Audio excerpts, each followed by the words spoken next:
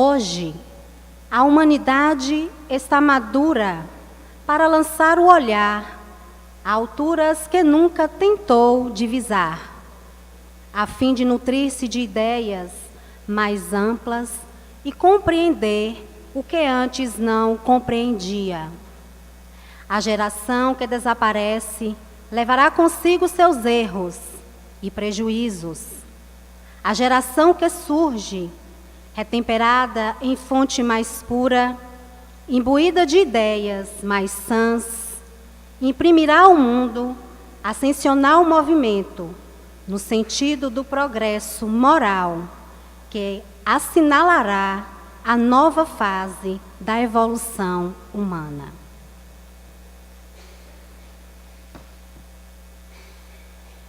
Neste momento, convido para a nossa prece de abertura Sérgio Santos.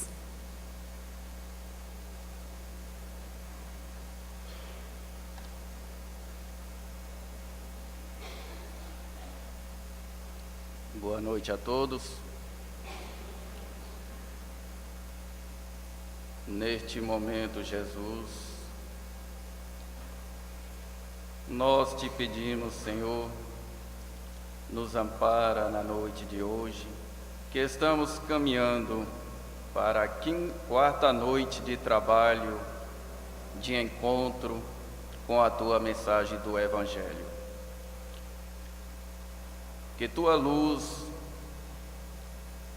possa abençoar o palestrante da noite, para que ele possa ser essa ponte que vai interligar a mensagem, as profecias do mundo espiritual, para transmitir para todos nós aqui presentes, encarnado e desencarnado, com muita luz, com muito amor, para que nós possamos estar conscientes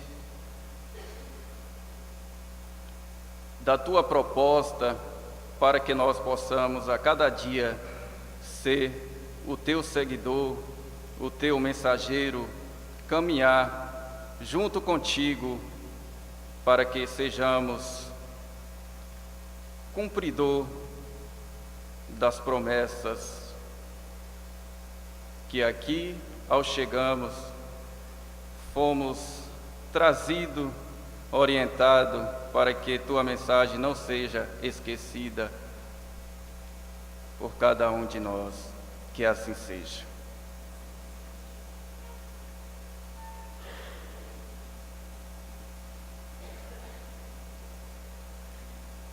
E para a nossa apresentação musical, convido Ildemar.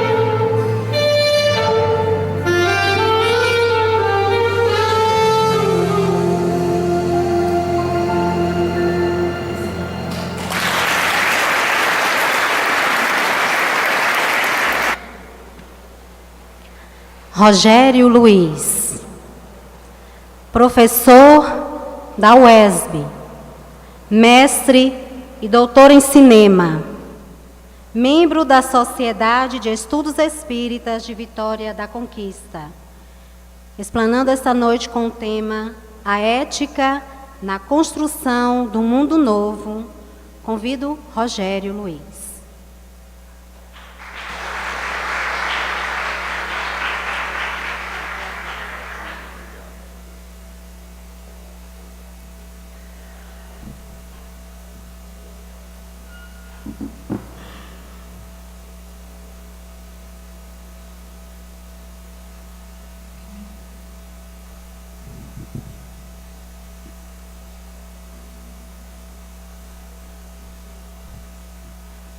Boa noite, gente. Muita paz.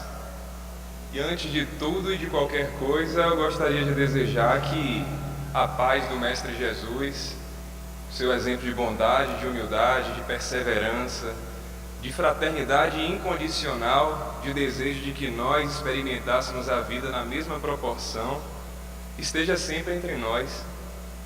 Para mim é uma alegria muito grande. Meu sentimento de gratidão extrapola tudo que eu possa expressar nesse momento. A oportunidade de estar com os meus irmãos e irmãs aqui de Livramento, mas também de Rio de Contas. Lugar que para nós sempre foi muito importante, porque sempre nos colocou em conexão com Deus, da sua maneira mais genuína, porque, convenhamos, se tem gente privilegiada aqui perto de nós, são vocês que estão morando aqui, que todos os dias podem minimamente contemplar esse fluxo bonito da água da cachoeira caindo e levando um pouquinho de Deus para todos os cantos. Pensar assim é pensar como nós espíritas pensamos. Deus não tem forma, Deus não tem essa forma humana, ou não tem esse formato antropomórfico, como nós costumamos dizer, quando aprendemos com os espíritos nas suas respostas dadas a Allan Kardec. Deus para nós não tem essa personalidade humana que é errante, que é errônea, que muitas vezes é equivocada e que na maioria das vezes está, na verdade, revendo e reavendo coisas que ao longo do caminho foram deixadas. Deus é força criadora de todas as coisas.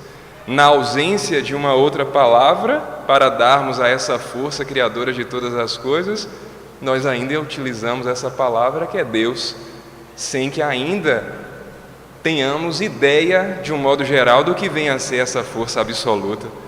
Quando a gente pensa em Deus dessa forma, a gente leva em consideração determinados trabalhos escritos ao longo do tempo por pessoas que se dedicaram a pensar em Deus de uma forma humilde, por um lado, nem dizendo que se eu não vejo, eu não posso tocar Deus, eu não acredito, mas por outro lado, se colocando de uma forma muito abnegada no sentido de caminhar e sentir o desejo de caminhar e caminhar cada vez mais para ver se um dia a gente compreende. Não podemos, nesse sentido, nos sentir contemporâneos dessa força criadora, porque quando a gente olha para o céu, cá para nós mais uma vez, é de assustar a distância dessas estrelas que brilham sobre nossas cabeças, da luz desse sol que queima muitas vezes as nossas peles, que aquece o chão, que aquece as nossas peles, que aquece a água para a gente dar aquele mergulho renovador nas cachoeiras maravilhosas que temos diante de nós. Mas é esse mesmo Deus que rege, que mantém tudo isso em harmonia, em funcionamento, porque quando a gente para pensar de um ponto de vista racional no modo como a nossa galáxia está organizada, a gente fica muito assombrado. Como é que essa bola não cai no meio desse buraco negro? Como é que essa água não desaba e não despenca desse nosso planeta? Como é que esse planeta redondo como é, e já está provado que ele é, visto do universo, é uma grande bola linda, azul, com tonalidades esverdeadas quando vista do alto, lá de longe, distante, de instrumentos que nós, enquanto humanidade, temos construído e criado. É diante, então, dessa grandeza que a gente, então, vai se arriscar a falar sobre um tema que é de natureza humana. Ética é uma questão que diz respeito a nós. Fomos nós que inventamos esse termo, porque muito antes do século XVII, quando nós começamos a utilizar esse termo, ética de uma perspectiva filosófica, no sentido de tentar entender essas leis, esses condicionamentos, os deveres, os compromissos que nós temos uns em relação aos outros, a ética já existia. Porque se a gente para pensar na Escritura Sagrada e no modo como Jesus procedeu na terra, Jesus já era o ser ético por excelência. Não precisou de ajuda de filosofia criada pela humanidade, posteriormente muito levada, infelizmente, pela vaidade em muitos casos, para se mostrar ético e respeitoso diante das diferenças. Conviveu de forma respeitosa com poderosos, com ricos, conviveu da mesma forma amável com aqueles que estavam à margem daquela sociedade na qual ele trabalhou, na qual ele se colocou à disposição da humanidade, não para dizer para nós de longe como é que nós deveríamos proceder, mas do modo como era possível proceder a partir do exemplo que ele mesmo deu, não dando margem alguma para desculpas de nossa parte. Às vezes dizemos, não, ser Jesus deve ter sido mais fácil, Jesus se comprometia em fazer os sermões dele daquela forma isolada, se isolando nas montanhas, se isolando em lugares silenciosos para elevar o seu pensamento a Deus. Será mesmo que essa é a desculpa para que a gente possa respeitar incondicionalmente? É interessante que quando eu comecei a conversar com Lena, que foi a representante daqui, do trabalho que é desenvolvido em Livramento, para que a gente pudesse estar aqui nesse momento, eu recebi a arte da divulgação da Semana Espírita, organizada com tanto cuidado, como a gente já pode ver aqui por vocês, e eu vi que o lugar de realização da semana era o Centro Diocesano. Eu falei, mas olha que beleza, vamos falar de ética na construção de um mundo novo, de uma perspectiva espírita no espaço católico. Isso imediatamente me fez arrepiar, porque se tem uma coisa que a doutrina espírita, a partir dessa parte que está suscitada no tema da Semana Espírita aqui, nos traz, é isso, é de que nós só conseguiríamos alcançar a construção de um mundo novo no dia em que a fraternidade brotar que nem flor, independentemente de nós regarmos ou não, porque a água da chuva vai se encarregar de fazer isso, de dar manutenção, porque vai brotar de forma natural nos nossos atos e nos nossos gestos. Não canso de me surpreender, então, nesse sentido, porque ao me sentar e aguardar o momento de começar o trabalho, converso com o nosso irmão Ildemar, esse multi-instrumentista que, além de saxofone, executa inúmeras outras coisas, inúmeros outros instrumentos, como cavaquinho, gaita, e o demais eu acho que eu vou perder as contas aqui, não vou conseguir me lembrar. Mas o mais impressionante de tudo é que ele me dizia, eu não sou espírita, eu sou católico. E o mais interessante de tudo é que nós nos colocamos lado a lado, pacificamente, compreendendo e respeitando um ao outro. O que eu trago humildemente é uma posição a partir de um conhecimento que adquiro por meio da doutrina espírita. Mas quem sou eu para dizer que é o meu posicionamento que deve sobrepor ao de Ildemar e o de inúmeros outros irmãs e irmãs que percorrem o planeta Terra numa busca muito parecida com a minha, com a de vocês, com a qualquer um de nós. Mas uma terceira razão é de natureza afetiva, que me faz lembrar muito sobre esse espaço do Centro Diocesano. Eu também tive formação católica e estudei quase toda a minha vida no colégio diocesano, um colégio pertencente à Diocese de Vitória da Conquista. E curiosamente, que a coisa que eu primeiro me lembrei quando eu vi esse nome, Centro Diocesano, possibilidade de fazer uma palestra espírita para meus irmãos e irmãs em Livramento, foi vir à lembrança a imagem de um professor que nós tínhamos chamado Domingos. Era o nosso professor de filosofia. Era ele dada a responsabilidade de nos trazer alguns conceitos que para nós naquela adolescência rebelde eram muito estranhos e até desnecessários. Ali nas nossas primeiras aulas de filosofia a gente aprendia termos como alteridade, como subalternidade, como ética. Até onde a minha vista alcança, ali estão os primeiros momentos em que pude escutar a palavra ética, que começava a proliferar na nossa sociedade numa velocidade muito grande. Falávamos à torta e à direita, fulano de tal tem uma postura antiética diante da profissão, ou fulana de tal assumiu sim uma postura ética como nós desejamos que seja, como tem que ser, diante dessa nossa vida conjunta e em sociedade. É muito interessante que, acima de tudo, naquela experiência de formação básica que nós tínhamos, a ética sempre funcionou com um sentido que não tem como a gente fugir dele. Ética como algo que nos associa a uma necessidade de respeito mútuo, independente de quem seja, de respeitar a ordem social a partir de leis que são estabelecidas convencionalmente entre nós, por nossa cultura, por nossa forma de organização civilizatória, por nossa forma de organização enquanto governo, por nossa forma de organização enquanto legislação. São distintas as formas de estabelecer parâmetros para que a nossa ética possa passear, possa ser experienciada. Um caminho, ao meu modo de ver, sempre bom e importante de tentar entender os termos é tentar ir na origem das palavras. E nesse sentido, buscar a origem da palavra ética necessariamente implica em buscar a origem etimológica de uma outra palavra que necessariamente também está relacionada à ética.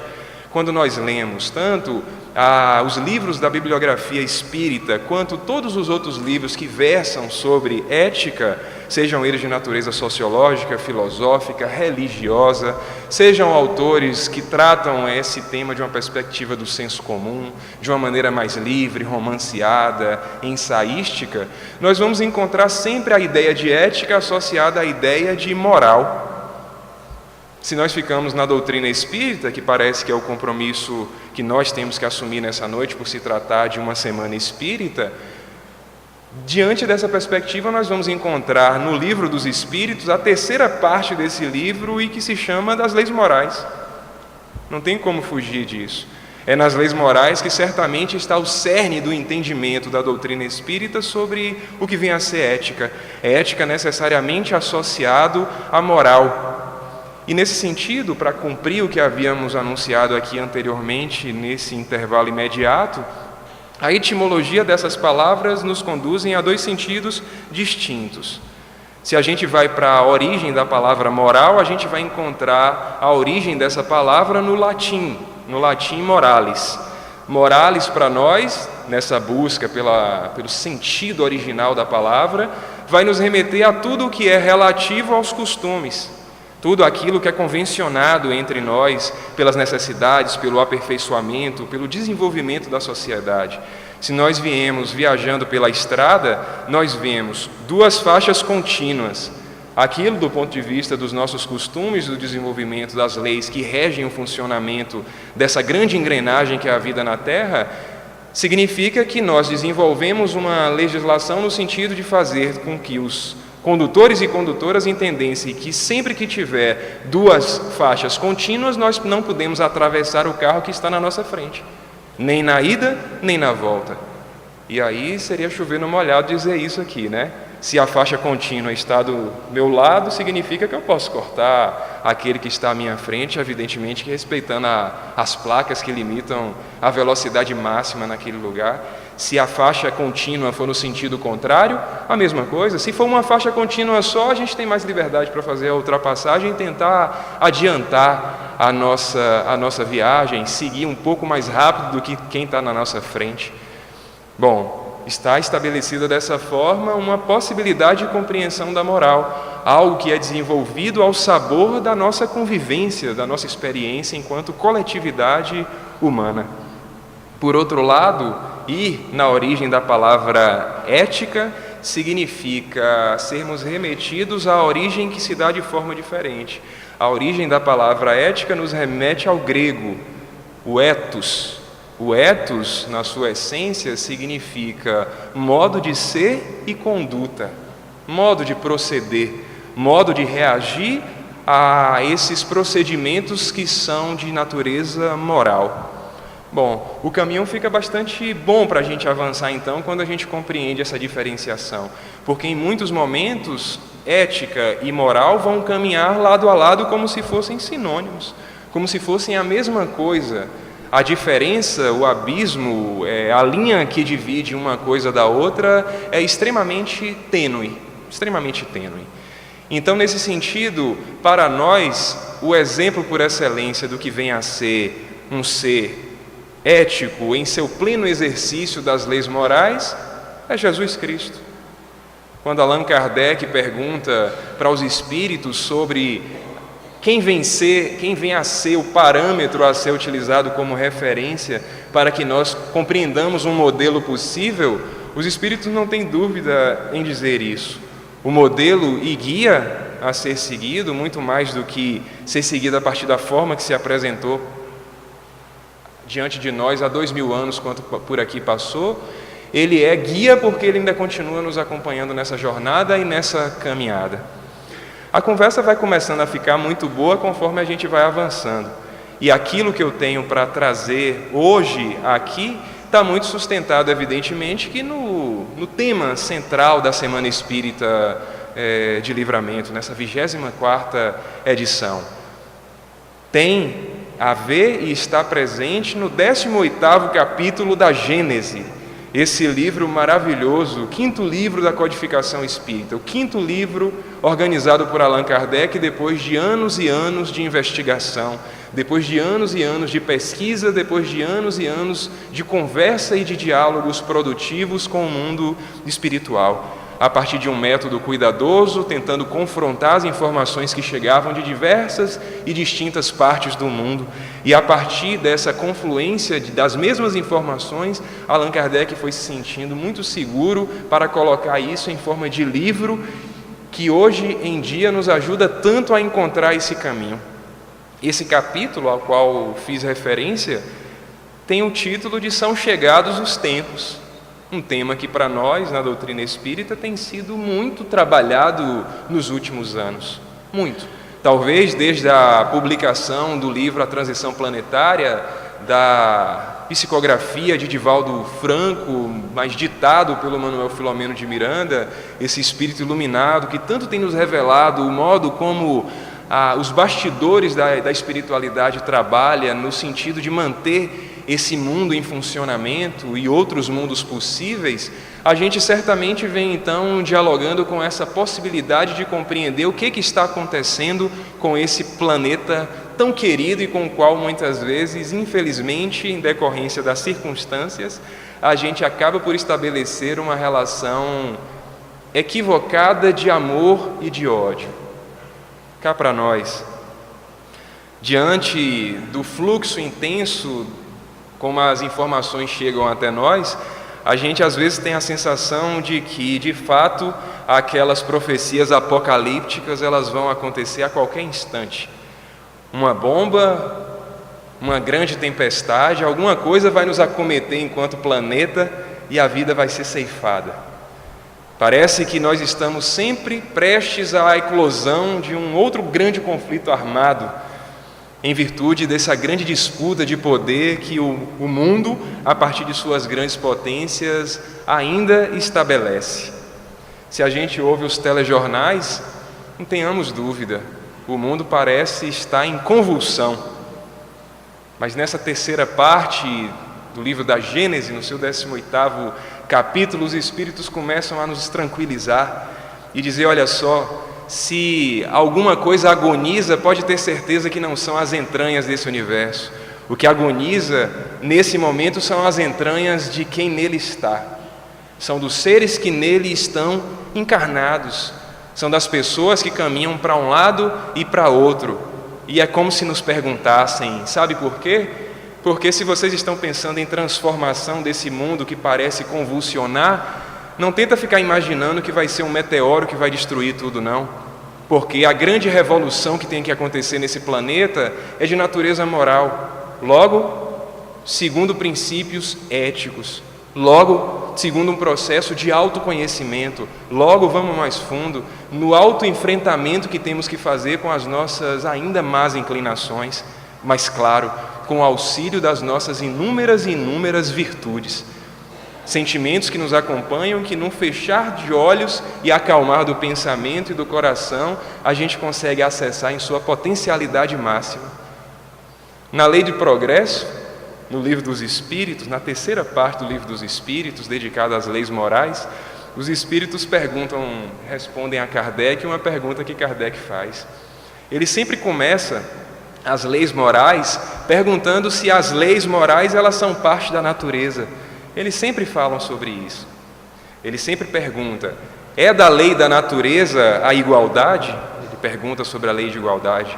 É da natureza a sociedade, a vida em sociedade? É da natureza a adoração? É da natureza a destruição? E com a lei de progresso, que é uma das leis que mais dialogam com esse 18º capítulo, são chegados os tempos da Gênese, a pergunta de Allan Kardec é diferente. Allan Kardec pergunta assim: podemos diferenciar estado de natureza de linha de natureza, de estado de natureza? Os espíritos vão responder fazendo uma diferenciação para dizer uma coisa muito interessante. A nossa condição humana, ela não é estática, ela não está na natureza como algo que é intocável, que não vai sair do lugar, por um motivo muito simples. Todos nós, espíritos encarnados, somos perfectíveis. Nascemos de um jeito e vamos ao longo do tempo nos tornando uma outra coisa. O desejo de Jesus, o desejo dos bons espíritos é sempre que esse caminhar, esse proceder, essa evolução, esse progresso seja sempre daqui para frente.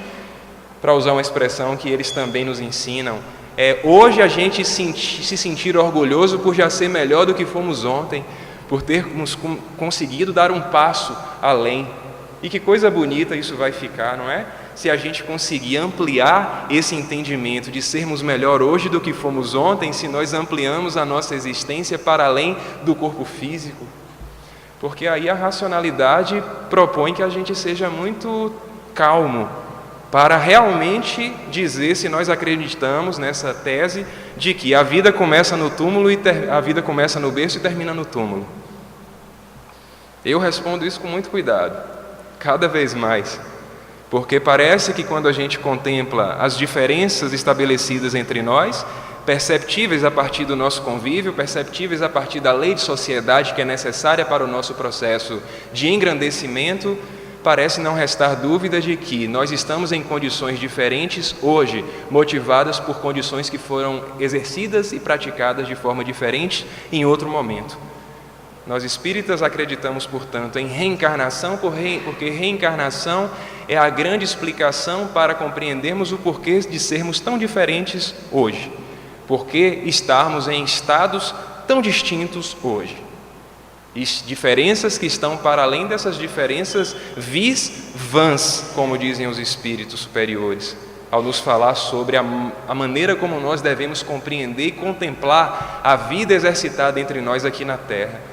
Ou seja, se nós compreendermos, portanto, a lei de reencarnação, nós vamos encontrar aí, certamente, um grande elemento fundamental para nós, então, mudarmos a nossa conduta ética diante desse mundo que se desenha.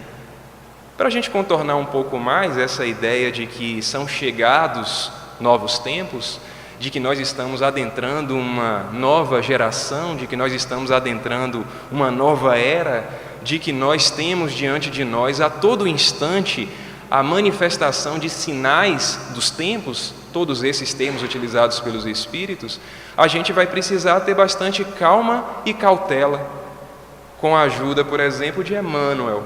Emmanuel, quando se lança sobre o Apocalipse, escrito por João, ele vai falar para nós sobre uma coisa que funciona como um sinal de alerta. O mesmo sinal de alerta que o próprio Emmanuel acende quando fala para nós sobre o modo como nós devemos nos debruçar sobre o Antigo Testamento, chamando a atenção para a forma alegórica como naquele momento os profetas, os representantes dessa construção de um mundo novo, de um mundo melhor, que fizesse o mundo avançar a partir da presença da religiosidade, eles traduziam para nós à luz das coisas que eram de seu tempo.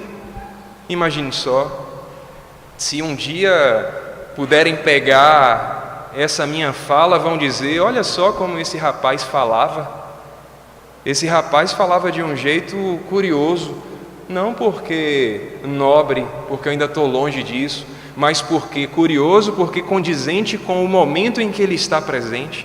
As palavras que utilizo, as referências que utilizo, as construções frasais e o modo como ligo com as construções da língua portuguesa, certamente tem a ver com um momento histórico, tem a ver com um contexto sócio-histórico, tem a ver com um contexto em que as condições morais me permitem falar dessa maneira e desse jeito.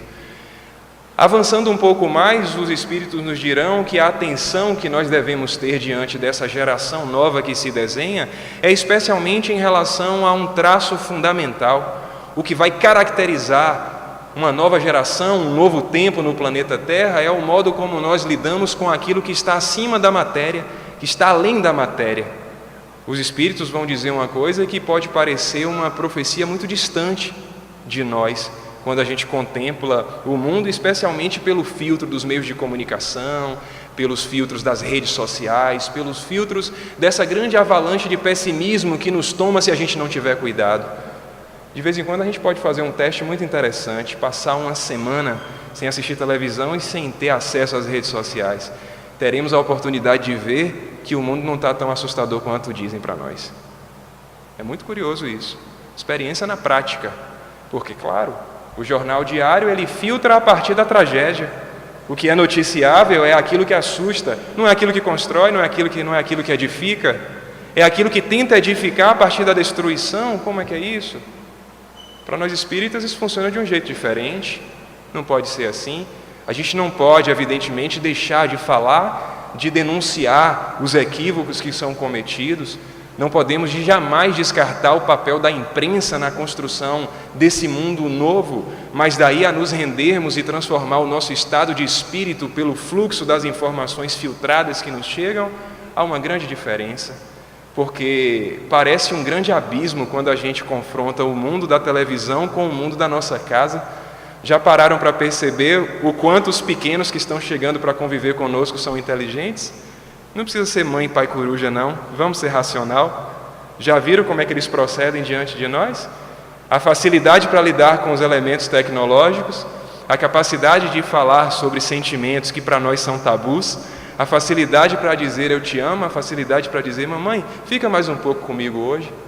Pode parecer um exagero de nossa parte e forçação de barra, mas quando a gente conversa com pessoas que trabalham com pedagogia, é muito avassalador o fluxo e a chegada dos novos espíritos que estão encarnando novamente, encarnando com uma voracidade muito intensa e muito grande, de fazer desse mundo um lugar muito mais prazeroso, muito mais agradável, muito mais bonito, que nos contemple e nos convide, melhor dizendo, para a contemplação, para um mundo que faça com que a gente perceba que muito mais do que progresso de ferro e de concreto, há grandes edificações construídas por Deus, pela natureza. Ou vai me dizer que uma cachoeira, que uma gruta, precisou dessa empáfia humana para se mostrar tão bela quanto é? E as crianças chegam cada vez mais tomadas por esse sentimento de contemplação por coisas simples.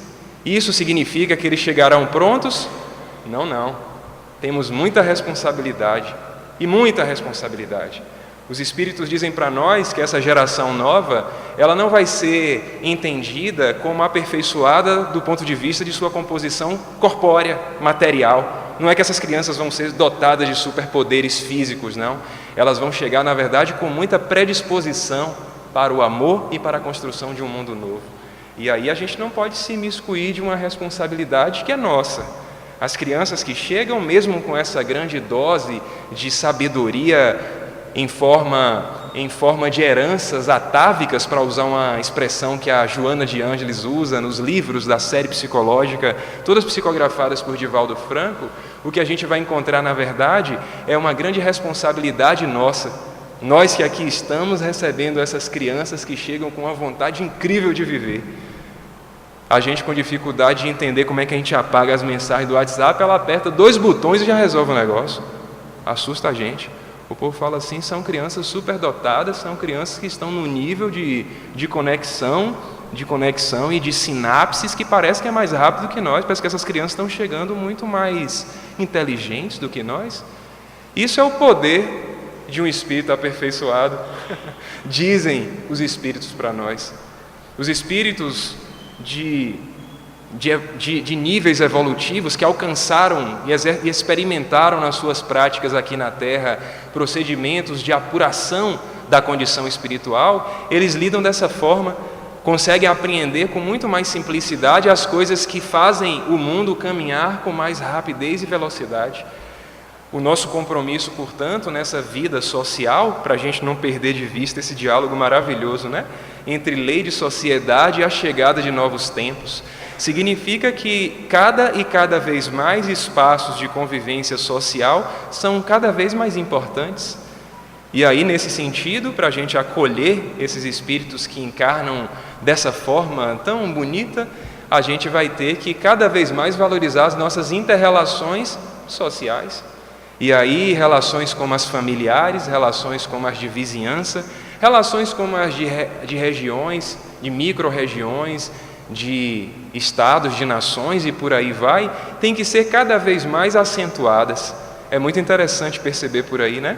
O modo como construção de um mundo novo significa mãos à obra, significa arregaçar as mangas e ir para cima dos processos no sentido de aperfeiçoar essas leis que servem ao aperfeiçoamento desses espíritos que aqui estamos, que somos todos nós. Chegando agora ou depois, o grande caminho que devemos percorrer é esse. Olhando para frente, sempre projetando o nosso olhar para o futuro, mas como dizem os espíritos, sem perder de vista as circunstâncias do presente. Não colocando uma prisão nesse presente, não colocando uma estaca onde nós possamos amarrar a nossa corda e dizer, daqui eu não saio e daqui ninguém me tira. Muito pelo contrário, o presente é sempre um laboratório, é sempre um espaço onde nós devemos experimentar, sim, apesar da possibilidade do erro, mas sempre projetar o nosso olhar para um futuro que diz respeito a esse aperfeiçoamento que é individual e que necessariamente nos remete a um procedimento necessário, também por sua vez, de autodescobrimento. Adentramos aqui num outro tema, por outros caminhos, mas que nos remetem mais uma vez à construção de um mundo novo a partir da postura ética.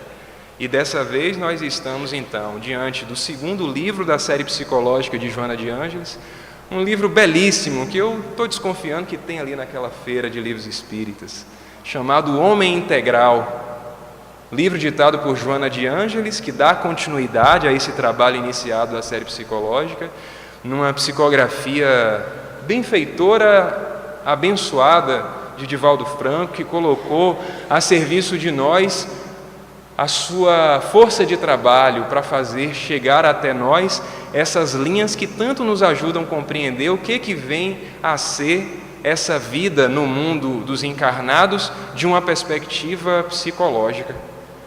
Outro dia mesmo eu ouvi Divaldo falar sobre isso, né? Muita gente diz que a série psicológica às vezes é muito difícil de ler, mas isso reforça uma coisa que a gente acabava de dizer. As palavras de Joana de Ângeles, ditas daquela forma, num português muito cuidadoso, que nos remete a um outro tempo da nossa língua, às vezes, na verdade é uma tradução do que vem a ser essa condição quase que purista de Joana de Ângeles, no sentido da relação dela com a língua da nação, do país onde ela viveu a sua última encarnação. E apesar de uma eventual dificuldade, com alguma ajuda com os nossos grupos de estudos, a gente tem a possibilidade de adentrar espaços como o do terceiro capítulo desse livro. O terceiro capítulo desse livro se chama A Busca da Realidade. Esse capítulo ele é dividido em 3 partes. A primeira parte se chama Autodescobrimento, a segunda se chama Consciência Ética e o terceiro se chama Religião e Religiosidade.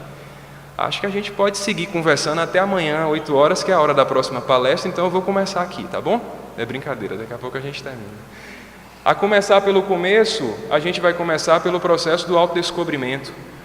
Olha que coisa inteligente e interessante a Joana de Ângeles fala para nós. Consciência ética, postura ética, posicionamento ético, disposição ética, seja lá qual for a forma que nós construamos essa condição, essa ideia da ética, esse desejo de estar na vida em sociedade respeitando o limite do outro, independentemente de quem seja, ela tem a ver necessariamente com o processo de saúde psíquica. Ou seja, a partir do autodescobrimento, a partir do silenciamento, a gente consegue se conhecer muito melhor. A conta é essa, viu? a gente se conhece melhor, resolve os nossos problemas de natureza atávica, esses problemas que se manifestam em nós a partir das neuroses, a partir desses adoecimentos de entristecimento que muitas vezes temos, a partir dessas questões que nos tomam de assalto, desse estado de melancolia, que desavisadamente muitas vezes chega e a gente não sabe explicar por que acontece. Por que determinadas coisinhas acionam uma grande engrenagem que me entristece na minha relação humana. Alguém diz só uma palavra e eu já mudo meu estado de natureza. Olha só, meu estado de espírito fica melhor ou pior se alguém me diz uma determinada coisa, se eu escuto uma música. Indiscutivelmente, essa é a nossa estrutura psíquica reagindo a essa grande herança que nós carregamos. Em determinado momento, certamente vivenciamos uma experiência que agora foi relembrada a partir desse ato de alguém que está do nosso lado. Então a Joana de Andes diz para nós, olha só, tenta fortalecer isso.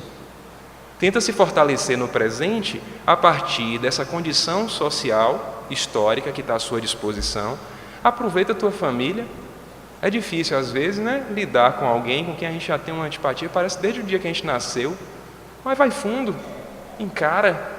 Hoje não deu para ser perfeito como você gostaria não, mas se for melhor do que ontem já avançou um bocado. E como a vida fica boa assim, né? Quando a gente vai fazendo o esforço, vai quebrando essa proteção que nos divide e nos separa daqueles que são tão próximos de nós. E assim a gente amplia, né, muitas vezes, aquele para quem a gente torce o nariz porque tem um entendimento religioso diferente do nosso. Se a gente começa a compreender que eles têm um entendimento igual ao nosso, só que por caminhos diferentes, tudo fica muito mais fácil. Porque se a nossa postura é ética, e ela nos conduz para esse processo de autodescobrimento, e quando nós nos conhecemos e apaziguamos essas dificuldades e conflitos interiores que nós todos carregamos na nossa constituição psíquica, aí sim, nós estamos prontos para amar o próximo na nossa força máxima. É difícil, e é por isso que nós estamos aqui, encarnados na Terra. Isso aqui, hoje, é só um reforço, né? Que serve para todos nós que aqui estamos. Eu tentando enlouquecidamente ler isso e entender, meu Deus, então é isso que eu tenho que estabelecer na minha família? É isso que eu tenho que estabelecer com aquelas pessoas que estão ali ao meu lado, com as relações de trabalho? É isso que eu tenho que colocar em prática no sentido de apaziguar, porque enquanto a gente não apaziguar isso, a gente não está pronto para se lançar no mundo. Porque se a gente se lança no mundo com essas armas que vêm nos acompanhando e que a gente vem reunindo e juntando ao longo das nossas distintas encarnações, a gente vai sempre agressivo para cima daqueles diante de quem nós sempre fomos agressivos. A consciência ética a qual Joana de Ângeles nos convida, portanto, ela é feita de uma coisa muito interessante. Se nós estamos na Terra como estamos, pode ter certeza, esse pouco que nós temos é o suficiente para fazer pequenas revoluções todos os dias, a todo instante, a qualquer hora. Pode ter certeza disso? A gente costuma brincar dizendo isso, né? Num jargão popular, num dito popular. Para todo sapato velho tem um pé sujo. A gente diz assim. Ou então outro, né? A toda panela velha tem uma tampa solta que vai caber. E vai mesmo para além dessa relação sensualista que nos junta uns aos outros simplesmente por uma eventual atração de natureza sexual. É muito mais do que isso. As nossas leis de afinidade, elas se manifestam a partir de aproximações que são de outra natureza, que são de natureza da elevação, da construção de um mundo certamente melhor, da construção de um mundo que possa fazer com que a gente entenda que se estamos juntos é porque alguma razão há nisso, não é porque eu tenho que ter mais bens e patrimônios do que os outros. Imagine se o grande objetivo dessa vida fosse com que a gente chegasse no final e dissesse, pronto, vamos fechar o score aqui, a nossa conta, acho que eu consegui chegar bem. Eu tenho 5 milhões de reais em patrimônios, eu tenho alguns veículos guardados, eu tenho alguns milhares de dólares guardados em malas num apartamento de luxo. E é isso. Eu acho que o viver foi isso. Foi isso mesmo, né? A gente jura. Como é que a gente jura uma coisa dessa? Se enquanto a gente junta tanto dinheiro em casos absurdos denunciados por essa mesma mídia, de pessoas que escondem dinheiro em malas enquanto outros minguam diante da impossibilidade de ter o que comer durante um dia? Como é isso? A gente vai mesmo ter tranquilidade ética enquanto houver alguém vivendo sobre casas de papelão, casas de pedaço de alumínio encontradas no meio do caminho? Será mesmo que a gente vai ter que se comportar diante disso, se conformar diante disso? Mas a gente não vai se posicionar de forma revoltada diante disso, porque doutrina espírita é alento, doutrina espírita nos remete à essência dessa filosofia cristã, que em seu estado primitivo nos ensina que indulgência, respeito e tolerância está acima de toda e de qualquer coisa. Esses que hoje procedem dessa forma, mediante esse excesso do ter, indiscutivelmente terão ocasião de rever as suas posturas. E não tenhamos dúvida de que uma lei de amor, de justiça e de caridade está acima de nós, nos propondo a modificação dessa postura ética, nem que seja de uma forma quase que cataclítica. Pode parecer um palavrão, mas a diferenciação que os Espíritos fazem para nos dizer sobre o modo como esse mundo, como essa esfera vai se transformar num mundo melhor, ele acontece de duas maneiras. Ele acontece de uma maneira que é intensa, brusca, quase que acidental, e ele acontece de uma outra maneira que é gradual e lenta, que leva tempo. Aqui a gente está falando da lei de progresso, com a ajuda, evidentemente, desse capítulo intitulado São Chegados os Tempos. E o que a gente vai encontrar então diante desses itens, tanto da Gênese quanto do Livro dos Espíritos, são questões que vão nos mostrar fatos, ou pelo menos sugestões e indícios de que nós devemos buscar na ciência o auxílio para basear e sustentar os nossos entendimentos de essência religiosa. E de que forma isso acontece?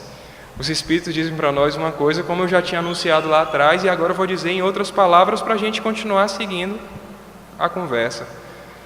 A transformação do mundo não vai acontecer por meio de cataclismos.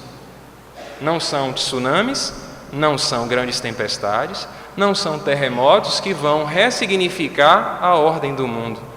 Elas vão sim criar uma nova ordem de natureza geográfica e de natureza física. Quando a gente olha para o horizonte desenhado no deserto do Atacama, a gente fica muito impressionado com o poder de Deus, com o modo como as placas tectônicas elas foram se encontrando debaixo da terra e foram se elevando e se elevando, se elevando e criando aqueles grandes montes secos com inúmeros milhares de metros de altura, onde a vida acontece mesmo sem água. Ai, que beleza! É Deus se manifestando. Espécies animais que não precisam tomar água. Ué, que coisa é essa? Eu falei só 20 minutos, já estou com vontade de tomar água. Espécies que mostram a sua exuberância num dos maiores desertos do mundo, salgado, seco e de uma umidade extremamente alta, e a vida se manifesta, resultante, indiscutivelmente, da incidência da força criadora e da força transformadora do ponto de vista físico. Mas aí os Espíritos dizem para nós, não precisa se preocupar com água não, só dei um exemplozinho, brincadeira, viu? Estou super bem aqui, está super ok. Pensando do ponto de vista desse processo lento e gradual, a gente vai sim ser remetido a essa essência e essa coisa que é fundamentalmente relacionada à consciência ética. Porque se por um lado, muitas vezes, um tsunami, ele vem para criar determinadas modificações e transformações de natureza moral, é bem verdade. Ninguém cai à toa no meio de um tsunami. Ninguém está à toa numa região onde acontecem terremotos. Não à luz da racionalidade da lei de causa e efeito, como nós temos estudado. Mas, se nós estamos, que nós encaremos isso com muita tranquilidade. Pode parecer que a gente está distante disso, mas de vez em quando nós somos tomados por cataclismos que mexem um pouco com nossa estrutura. No nosso caso, felizmente não temos tufões, não temos tsunamis, não temos terremotos, mas de vez em quando enfrentamos algumas estiagens que são de tirar o nosso sono. E já pararam para pensar o que acontece quando a falta de água nos toma? Eu me lembro de uma vez ter vindo a Livramento, a região de Dom Basílio, quando a água faltou de uma forma muito preocupante. E eu me lembro muito de quando em nossa cidade, lá em Conquista, também faltou água e as pessoas começaram a se comportar de um jeito muito interessante. Das duas, uma: farinha pouca, meu pirão primeiro, ou então, bora juntar as forças, senão vai morrer todo mundo de sede. E sujo sem tomar banho, sem poder fazer a própria comida, à mercê dos empreendedores de oportunidade que vão elevar o preço da comida.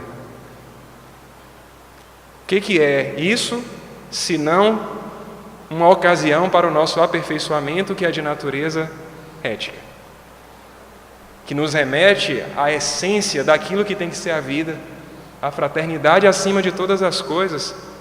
Por que a água que nasce no alto da Serra das Almas, ela tem que ser utilizada só por alguns? Onde foi que essa escritura foi adquirida? Esse acordo foi feito em que seção jurídica? A firma de Deus foi reconhecida? Porque se foi, é só trazer o documento que a gente também segue a vida numa boa. Porque bens naturais estão aqui desde que nós chegamos, e quando nós chegamos, ela já tinha bastante tempo. Na natureza, como diz Camille Flammarion, os índices eles são sempre infinitos, infinitos. Eu estou dando esse exemplo há 3 conversas que eu venho tendo no trabalho espírita, mas eu não me canso de ficar embevecido com esse dado. Recentemente a NASA divulgou um dado muito interessante. Foi descoberto um novo planeta, um planeta bebê, eles estão chamando, olha que bonitinho. O planeta bebê tem 4 bilhões de anos, e a gente achando que a vida é só aqui. Que a vida começa e termina aqui. Que não há outras vidas, outras formas de vida muito mais evoluídas e diferentes dessa nossa. Não tem para onde correr, né, gente? Quando a gente começa a respeitar aquilo que a natureza nos ensina e nos mostra, respeitando os esforços das pessoas que têm estudado, se dedicado de uma forma tão nobre à constituição da vida, à manutenção do planeta. Já parou para pensar? Quantas pessoas observando o planeta, a nossa galáxia funcionar, a Via Láctea funcionar, tentando desenvolver instrumentos e mecanismos que nos levem para conhecer outras formas de existência material, para ver se há proximidade com aquilo que nós temos na Terra. Já parou para pensar quantas pessoas estão trabalhando no desenvolvimento do aperfeiçoamento físico mesmo, genético, estão observando o comportamento do planeta Terra e nos dizendo lá no jornal, ó, amanhã é bem provável que vai cair uma neblinazinha por volta das 7h30, lá em Livramento. Tanta gente se dedicando a conhecer o modo como nós vamos nos transformando no encontro com as matérias e substâncias. Tantas pessoas tentando derrubar esse poder que é estabelecido na indústria farmacêutica, que infelizmente muitas vezes segue um caminho que é o caminho do ter, em detrimento do caminho do ser, que muitas vezes nos distancia da natureza. Mas o mais interessante de tudo isso é que quando a gente se apega a esse desenvolvimento e a constituição de um mundo novo, à luz dessas posturas éticas que são colocadas em prática, o que nós conseguimos perceber é que no fundo, tudo nos remete à compreensão de que nós estamos num processo de evolução, que somos sempre remetidos à nossa origem, sempre há determinados momentos históricos que nós vivemos, mas sempre projetando o nosso olhar lá para frente, imaginando que tudo o que nos acontece vai nos levar para um lugar e que é a conduta ética, o respeito àqueles que estão, a todas as formas vivas que estão ao nosso redor, que vai nos guiar. Assim o mundo parece que vai progredindo, não é? Olha que coisa interessante. Outro dia eu estava conversando com os meus amigos, num encontro como esse, e aí eu fiz uma pergunta e vou fazer da mesma forma. Vocês já pararam para pensar quando vocês ouviram pela primeira vez a palavra vegetarianismo? Né? Gente que se alimenta de planta, de folha, de vegetais. Gente que abriu mão a partir de estudos e de entendimentos de que não é necessário, por exemplo, se alimentar. Não é necessário se alimentar para estar vivo, se alimentar da carne animal, que é possível, e a gente não está condenando quem se alimenta quando a gente diz isso. Chico Xavier dizia isso para nós, né? Chico, lá no Pinga Fogo, já dizia para nós: se é assim que vocês ainda sentem necessidade, se isso movimenta vocês, se alimentar basicamente é uma coisa importante para vocês, ainda faça isso. Se isso ainda é importante para vocês. Mas é interessante perceber o quanto isso vem aumentando e aumentando cada vez mais. apesar de os dados, por um lado, mostrarem que a quantidade de criações de gados, a derrubada das nossas florestas, tem aumentado cada vez mais nos últimos anos. Mas, por outro lado, proporcionalmente, cresce o número de pessoas que, por exemplo, já estão não conseguindo, não querendo mais, não se sentindo mais à vontade para se alimentar de uma carne que teve vida, pela qual alguém dedicou afeto. Então aqui não está se tratando de doutrinação de natureza alimentar, que fique bem claro, né, gente? Porque liberdade é uma coisa que nos foi dada e é tema do Livro dos Espíritos. Capítulo 10 das Leis Morais, lei de liberdade. Liberdade de consciência, liberdade de pensar. Liberdade, o desejo, o exercício que nós fazemos para libertar dessa coisa que nos prende. Corpo é prisão. Nos alimentamos ainda de carne, em algumas circunstâncias, porque ainda sentimos essa necessidade que é atávica. Fizemos assim na nossa condição de bárbaro sempre, na nossa condição de selvagem há pouco tempo, no século XIV, no século XV. Mas é muito interessante dizer tudo isso só para exemplificar uma coisa. A gente está começando a atravessar um momento em que nós já estamos sendo convidados ou nos convidando para pensar se alimentar dessa forma é correto. Agora vamos voltar um pouquinho na história. Vamos ali por volta do século XIV e do século XV, na civilização dos astecas, que hoje em dia é onde está o México, né? A propósito, o último adversário da seleção canarinho na Copa do Mundo. E nesse sentido, o que nós vamos encontrar eram práticas sociais em que os astecas, a partir de documentos, isso fica claro para nós, viu? Os códices astecas, que são documentos que mostram como viviam as sociedades no século XIV, XV e XVI naquele lugar da América do Norte, dizem que nesse período as pessoas, para render o seu louvor a Deus, para elevar o seu pensamento e render os seus cultos à divindade, eles arrancavam os corações de crianças e de jovens vivas e com esses corações ainda pulsando e ensanguentados subiam no alto de uma pirâmide e rendiam ao Deus Sol esse coração arrancado. Essa era a forma de dizer que para manter o Sol, o Deus Sol funcionando em sua força máxima, era necessário dar a eles o sangue vivo, o sangue fresco, um órgão oferecido como uma demonstração de sacrifício. Atravessamos esse período dos sacrifícios humanos. Assim foi na Grécia Antiga, né? Se a gente se remete, por exemplo, aos cultos rendidos a Apolo e a Dionísio, por exemplo. Jovens e crianças atiradas em fogueiras vivas. Era a nossa forma de fazer sacrifício. Se Deus é esse ser tão especial, aos seres especiais nós damos a eles o que nós temos de melhor. Dar a eles o de melhor naquele momento era, imaginemos nós, colocar fogo em crianças e em jovens com vidas e vidas pela frente. A gente não precisa mais disso. Agora, para render o nosso louvor a Deus, um fechar de olhos e uma visualização do que vem a ser a natureza já é uma forma de nos conectar com Deus. A Nina, minha esposa, ela gosta de uma música que ela sempre canta quando a gente está viajando. É uma música muito bonita chamada Ponto de Vista. E nessa música tem um verso que eu acho muito bonito. Ela diz assim: guardado no bolso do louco há sempre um pedaço de Deus. Em todos os lugares, Deus está presente. Deus precisa, felizmente, por conta do nosso desenvolvimento, do nosso entendimento, da nossa capacidade de elevação do nosso pensamento, do nosso aperfeiçoamento enquanto seres que têm a capacidade de se ligar com a divindade, de cada vez menos se valer de rituais materiais. O passar do tempo tem nos demonstrado que a vivência aqui na Terra, ela é uma vivência que deve nos direcionar e nos conduzir cada vez mais para aquilo que está além do que nós podemos tocar e pegar.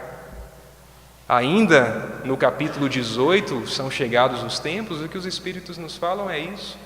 Conduta ética tem que estar acima de toda e qualquer organização ritual e grupal. E aqui não precisa a gente ficar com limitações de entendimento, não.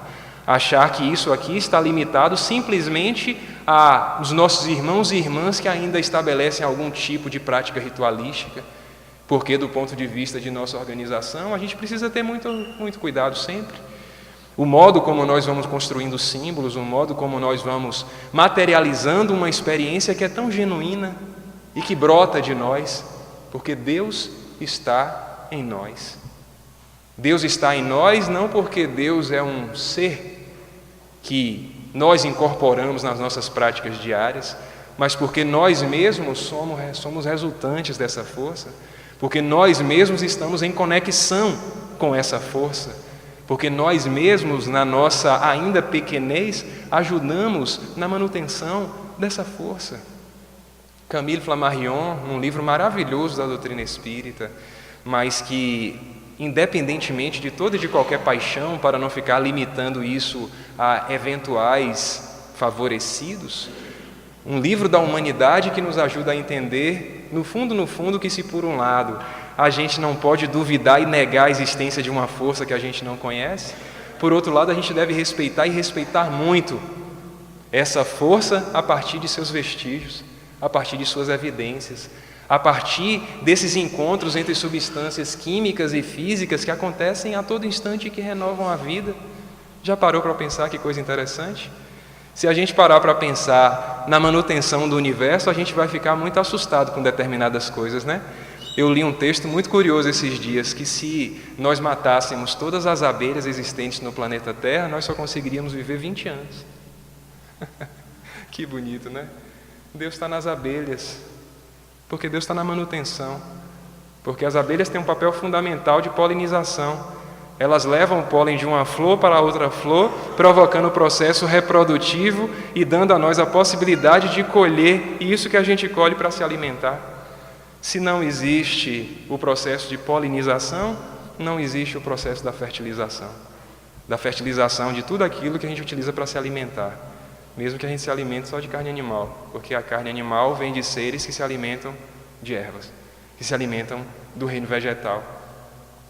A vida tem nos convidado, portanto, a reflexão sobre esses desdobramentos que têm acontecido.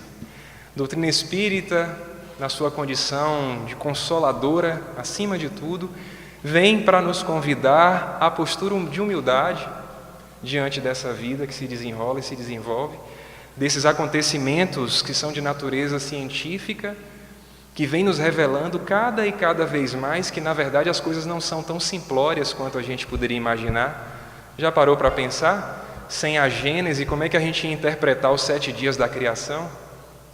Será que Deus mesmo se utilizou de 7 dias tão rápidos quanto esses que nós utilizamos nas nossas formas de contar o tempo? 7 dias de 24 horas. A Gênese vem nos dizer, 7 dias está para além de nosso entendimento. Hoje, a sensação que muitas vezes me dá é de que nós lidamos, com essas informações da codificação de uma forma muito embevecida, como outrora as pessoas lidaram com o Antigo Testamento, com o Novo Testamento em alguma medida, quando eles vieram à luz. Algumas coisas muito enigmáticas, muito emblemáticas, quando a gente lê a Gênesis e se fala sobre isso, que nós estamos atravessando um novo momento e de que uma geração está se desenhando, e de que esse mundo não vai ser substituído dessa forma assim tão drástica, não. Ele vai ser substituído pela substituição do nosso modo de mudar a postura diante dessa própria vida. E aí, para a gente finalizar a conversa e continuar a caminhada, porque isso aqui é só uma parada de reabastecimento para todos nós. A caminhada ainda está longa e tem muita coisa pela frente. Não sei se vocês sabem disso, mas ainda é uma prática muito comum em comunidades indígenas no território brasileiro, o infanticídio. Mas um infanticídio que é cometido pelos próprios pais e pelas próprias mães.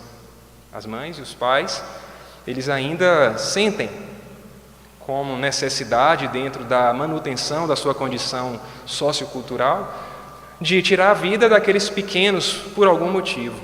O motivo principal, no caso dessas que estão mais encravadas no meio das florestas, é que uma criança, por exemplo, que nasce com alguma limitação física, ela não poderá continuar viva porque ela não terá condições de seguir no mesmo ritmo que todas as pessoas da comunidade indígena.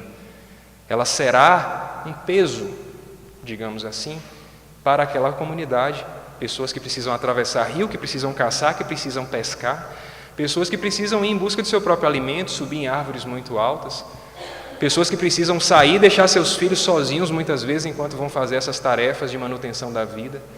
E quando essas crianças, em algumas etnias, como os Kamaiurá, como os Yanomami, em alguns lugares ainda muito intocados, eles então retiram a vida de suas crianças. A nossa postura diante de um acontecimento como esse é um posicionamento muito ético nesse sentido. Se essa é uma lei que rege o funcionamento dessas comunidades, quem sou eu para dizer que eles estão equivocados e que eu vou empurrar à força uma forma de tratamento fisioterapêutico, por exemplo, para uma comunidade como essa? Se nós ainda não temos condição de oferecer uma ajuda a eles, respeitando o tempo de evolução deles, que nós respeitemos então o ato, por mais doloroso que isso seja. Mas o mais interessante disso tudo é que, com o passar do tempo, isso está modificando pela própria liberdade da consciência. Eu li um relato muito bonito outro dia que falava sobre um pequeno indígena chamado Haku Kanai. Haku Kanai nasceu muito normal, de um ponto de vista padrão dessa sociedade, com todas as suas forças físicas. Ninguém ali ao redor conseguiu perceber que Haku Kanai tinha uma pequena limitação que fosse. Logo, depois dessa verificação, o primeiro ato e gesto de acolhimento dessa criança foi realizado. Deu-se de mamar a Haku Kanai. E dando-se de mamar a uma criança, ninguém mais pode tirar a vida dela, a não ser que a mãe decida que ela não poderá continuar vivendo. Durante alguns anos, Haku Kanai viveu muito tranquilamente, se desenvolveu, cresceu, começou a balbuciar, até que em determinado momento começou a dar sinais de um problema degenerativo. Os gestos e as forças motoras começaram a se limitar. Braços e mãos já não tinham a força como a das outras crianças que estavam ali naquele momento. Diante disso, a comunidade então ficou diante de um grande dilema. Haku Kanai foi amamentada, foi acolhida e recebida carinhosamente, com minhas palavras, por todos nós. Mas agora ela demonstrou evidências de uma coisa que normalmente para nós é uma regra. Se ela tem essas limitações, ela não pode continuar viva. A mãe então diz: Haku Kanai continuará vivo independente do que vocês quiserem fazer com ele. A decisão é minha. Haku Kanai começou a continuar a viver, começou a crescer. Por conta das circunstâncias, foi retirada daquele lugar, porque senão as próprias condições naturais retirariam ou criariam condições para que a vida dela fosse ceifada, a vida material. Foi embora e aproximadamente 14 anos depois voltou à comunidade. Aqui estou, com as limitações sim, mas dando continuidade mesmo assim a essa existência nas condições em que isso me foi permitido.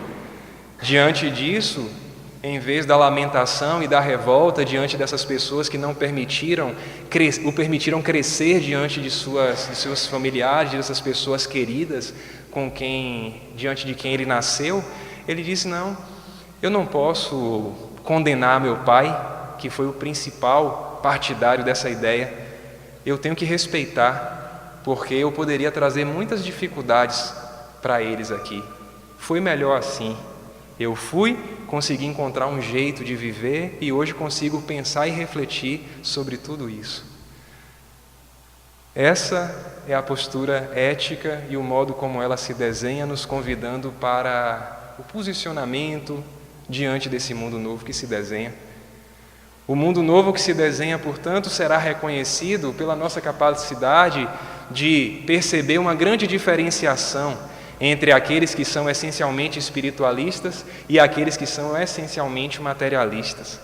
E aí, para a gente finalizar de verdade, vamos ficar com uma bela historinha, uma bela fábula indiana que diz respeito a uma princesa chamada Malinata. Malinata era uma jovem muito bonita, muito cobiçada. Determinada noite apareceram 5 pretendentes, querendo o dote oferecido, ou oferecendo o dote que era correspondente à possibilidade de se casar e de conceber núpcias com a bela jovem. Malinata, a essa altura, estava muito interessada em milhares de outras coisas.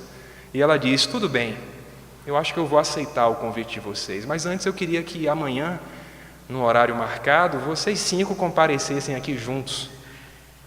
Ela, de uma família muito abastada, ela pegou uma estátua em ouro que forjava a própria imagem, colocou num gigantesco jardim na frente do castelo de sua família e pediu aos trabalhadores que auxiliavam na casa que colocassem comidas putrefatas dentro dessa estátua.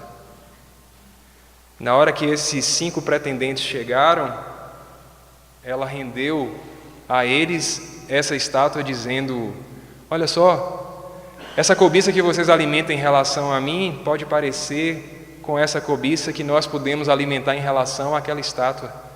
Por ouro, e aparentemente, ela é dourada e vale muito aos olhos dessa sociedade. Mas tenha uma certeza: a matéria apodrece, o espírito sublima. Eu sou muito mais do que isso, nós somos muito mais do que isso, vocês são muito mais do que isso. O mundo tem nos mostrado que nós todos somos muito mais do que isso. Que tratemos, portanto, com muito respeito esse instrumento divino que nós temos à nossa disposição, a nossa voz, a nossa forma de olhar, nossa capacidade de sentir cheiros, nossa capacidade de caminhar, de viajar, de se relacionar uns com os outros. Mas quando estamos destituídos disso, que sejamos agradecidos pela oportunidade de renascer e de reencarnar, mesmo com as limitações que temos. Todos nós temos em alguma medida. Mas se isso está acontecendo, é porque isso é necessário para o burilamento de uma coisa que dá movimentação a tudo isso. O meu sentimento, o meu desejo, portanto, está muito afinado e associado, então, com o do Mestre Jesus, de que a gente continue seguindo a caminhada, amando uns aos outros e fazendo sempre aos outros aquilo que nós desejamos que os outros nos fizessem. Profunda gratidão pela oportunidade de me colocar diante desse processo evolutivo aqui, hoje, conversando com vocês. Que o retorno aos lares de vocês seja tomado por um profundo sentimento de paz. Que o verdadeiro sentimento de amor esteja nos corações de todos vocês. Que em vez de palavras, a gente ofereça sempre para aqueles que estão ao nosso redor os nossos gestos e atos amorosos. Não tem forma melhor de dizer que a gente está caminhando do que demonstrando a partir de exemplos que nós estamos perseguindo e caminhando esse caminho, seguindo esse caminho na busca de sermos sempre hoje melhores do que fomos ontem. Meu mais profundo sentimento de paz, meu mais profundo sentimento de gratidão, uma boa noite e que Deus nos abençoe sempre.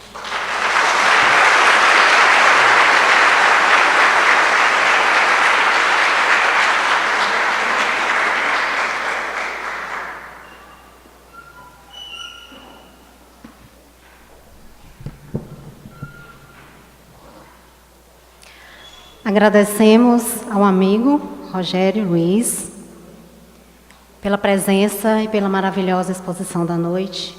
Que elas sejam de muitas outras oportunidades aqui conosco. Muito obrigada.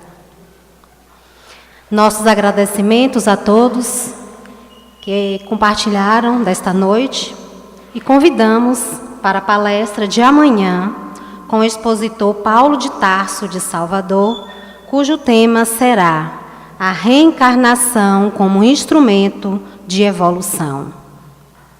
Temos também uma pequena nota com relação ao trabalho da irmã Reginalda, que ela faz para as pessoas, as famílias carentes, e quem puder doar 1 quilo de alimento não perecível, estamos aqui durante a semana para receber. Neste momento, convido para a nossa prece de vibração musical e o Demar, que servirá também como prece de encerramento.